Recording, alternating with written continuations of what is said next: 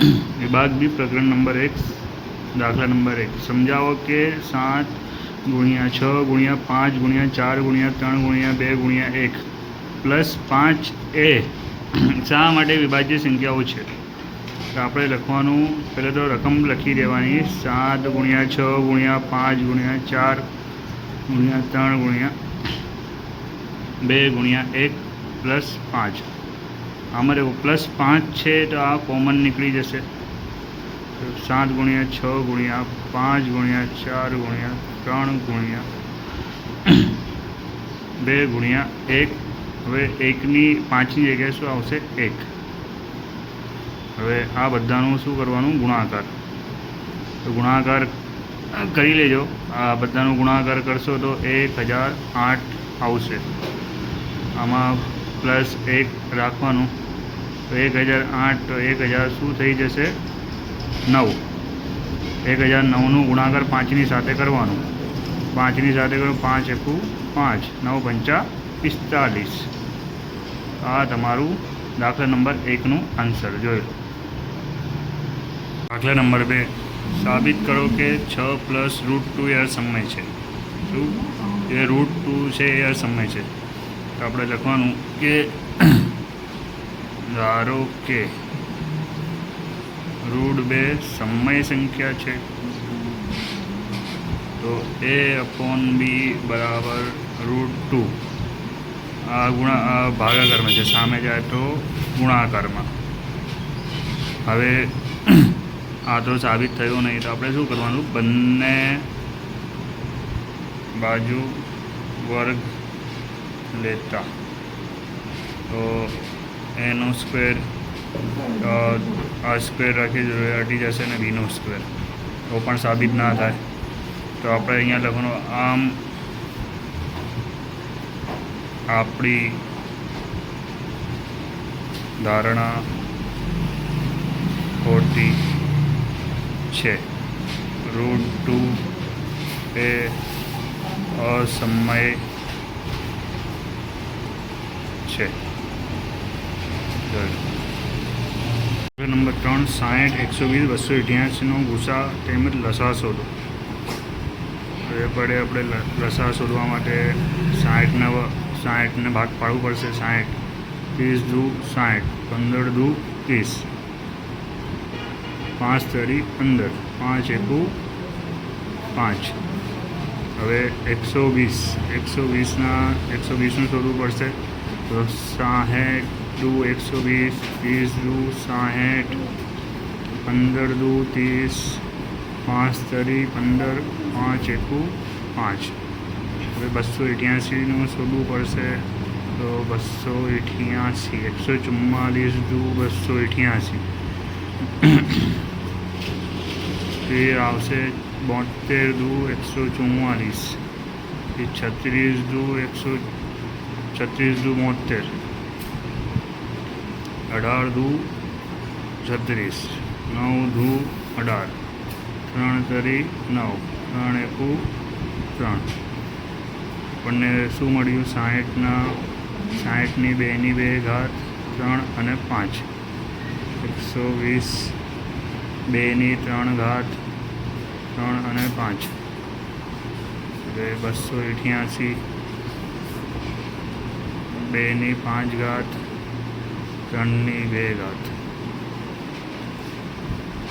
એ લખવાનું છું આપણે ગુસા શોધવાનું છે ગુસા શોધવા માટે આપણે 60 120 અને 288 લખવું પડે આપણે ગુસા શોધવા માટે આપણે સૌથી જે નાનું વર્ગ કોનું છે 2ની 2 ઘાત 2ની 2 ઘાત અને 3 એ સામાન્ય પદ છે 2ની 2 ઘાત 4 અને 3 4 તરી 12 હવે લસા શોધવું પડશે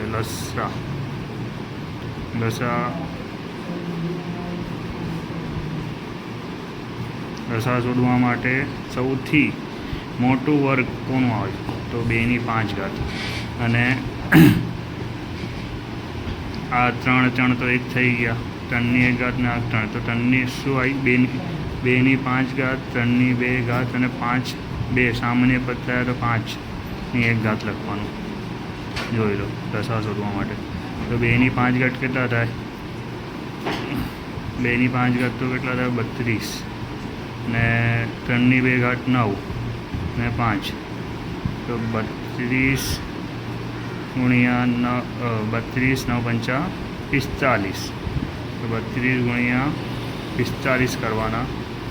5 દુ 10 ને વધી 1 5 તરી 15 ને 1 16 0 ઉતાર્યા 4 દુ 8 4 તરી 12 0 6 ને 8 14 ને વધી 1 2 ને 4 તો આપણે જવાબ આવ્યું 1440.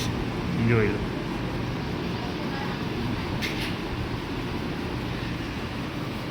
બે સંખ્યાઓનું ગુસા 9 અને લસા 459 છે. જો તે સંખ્યાઓનું પૈકી એક સંખ્યા 27 હોય તો બીજી સંખ્યાઓ શોધો. તો આપણને ગુસા કેટલું આવડ્યું છે? ગુસા આપેલું છે 9, લસા આપેલું છે 459 27 હોય. એક સંખ્યા મતલબ એ બરાબર 27 હોય. ઓકે, તો આપણે શોધવાનું છે ગુસા ગુણ્યા લસા બરાબર એ ગુણ્યા બી. ગુસા કેટલું છે આપણે 9, લસા છે 459 અને એ બરાબર 27. બી શોધવાના છે આપણે.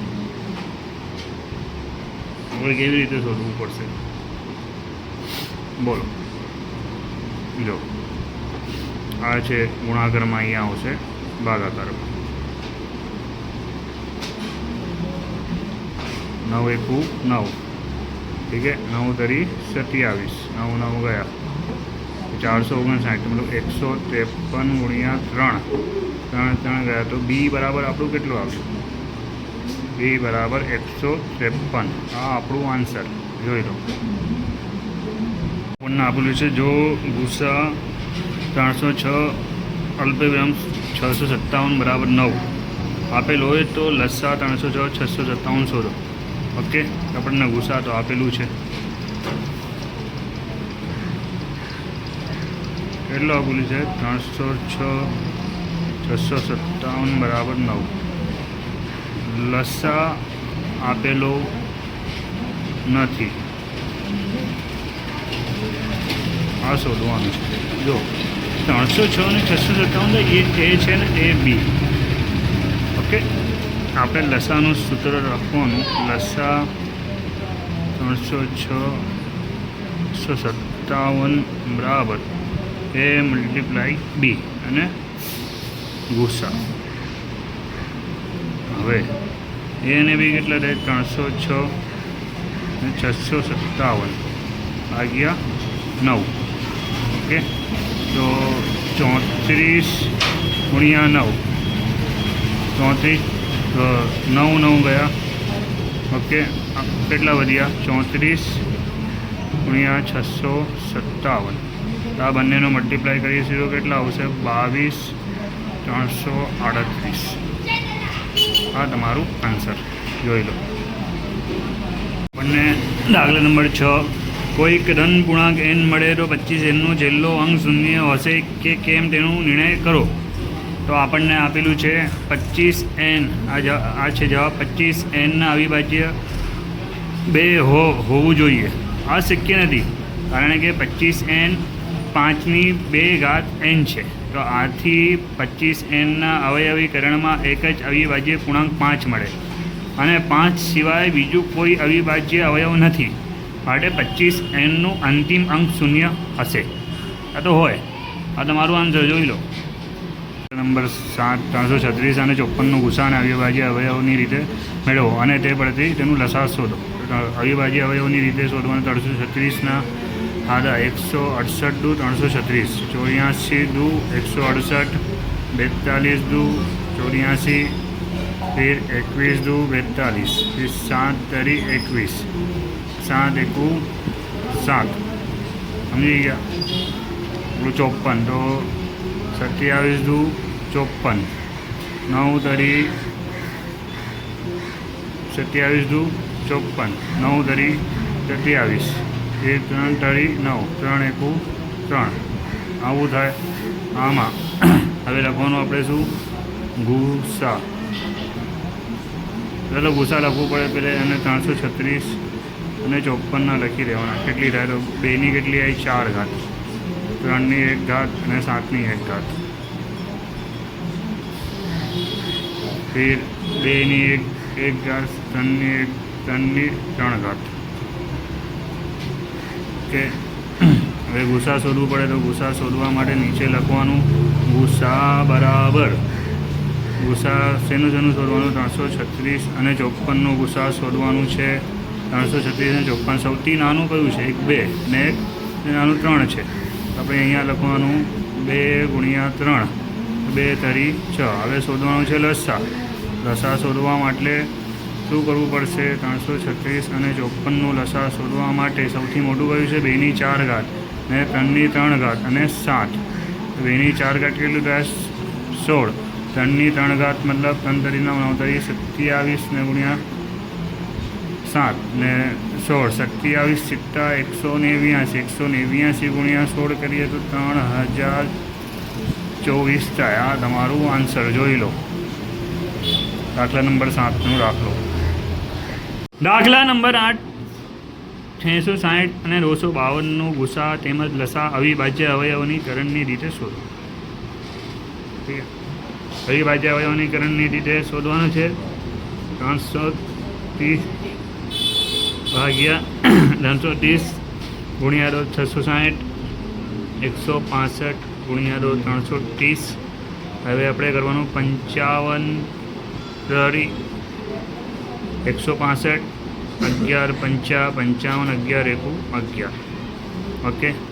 252 મતલબ 126 દુ 252, 63 દુ 126, 21 તરી 63, 7 તરી 21, 7 એકુ 7. આપણે 660 કહીશું. 2નું વર્ગ 2, 2ની 2 ઘાત 3, 5 અને 11. ઓકે. 252, 252 2ની 2 ઘાત, 3ની 2 ઘાત અને 7. ઓકે. હવે આપણે શોધવાનું છે શું? ગુસા. ગુસા શોધવા માટે આપણે કરવું પડશે 660 અને 252. 660 તો સૌથી નાની કઈ સંખ્યા છે આમાં? 2ની 2 ઘાત. તો 2ની 2 ઘાત કરવાની, તો 2ની 2 ઘાત કરીશું અને 3, તો 2ની 2 ઘાત 4 ને 3, 4 તરી 12. જોઈ લો. હવે આપણે શોધવાનું છે શું? લસા. લસા શોધવા માટે 660 और 252. આમાં સૌથી મોટી સંખ્યા કઈ? 2ની 2 ઘાત, 3ની 2 ઘાત, 7, 5 અને 11. ઓકે. 2ની 2 ઘાત તો કેટલી થાય? 4. 3ની 3 તરી 9, 7 પંચા 35 ગુણ્યા 11.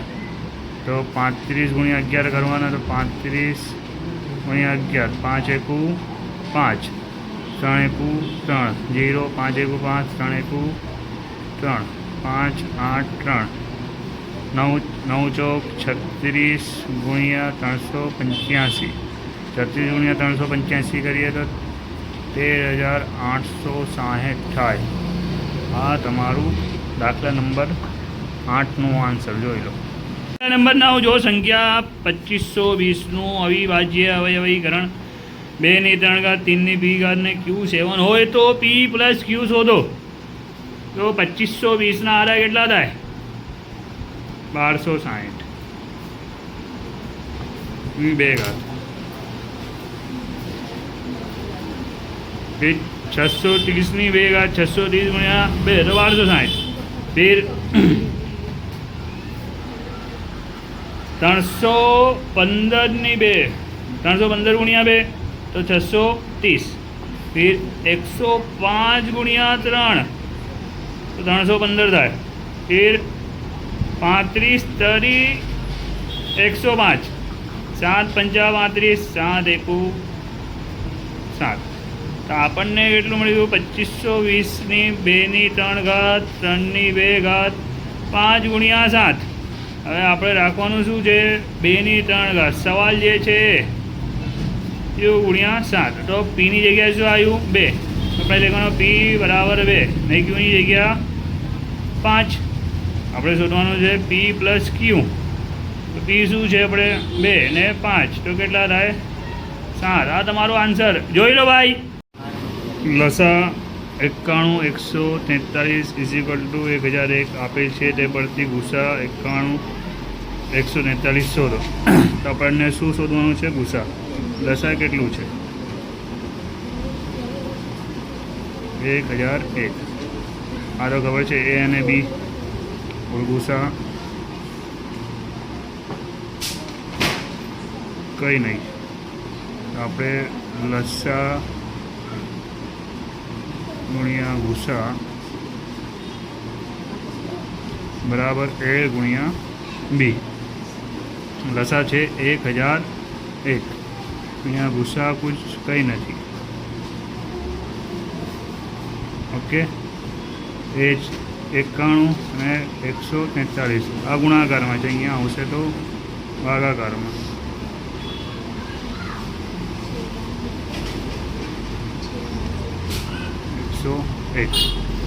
1001 मतलब 143 गुणिया 7 143 गया. ठीक है, તે 7 ગયા. આપણો ગુસા કેટલો આવ્યો? 13. જોઈ લો દાખલા નંબર 10. વિડીયો પસંદ હોય તો સબસ્ક્રાઈબ કરી દેજો ને લાઈક.